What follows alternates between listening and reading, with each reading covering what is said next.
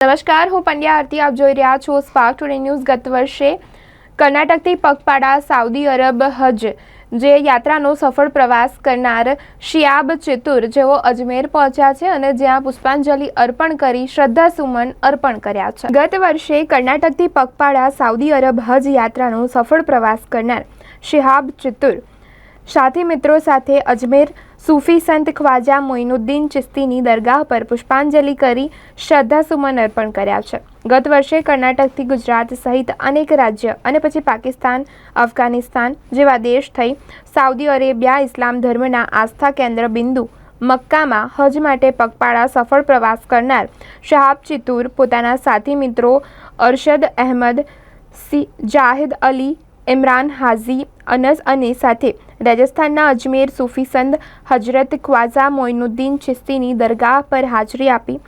દરગાહના ખાદિમ વિલાયત અલી સૈયદે આંગતુક મહેમાનોનું સ્વાગત કર્યું અને દરગાહ પર ફૂલ ચાદર ચડાવી પ્રાર્થના કરવામાં આવી.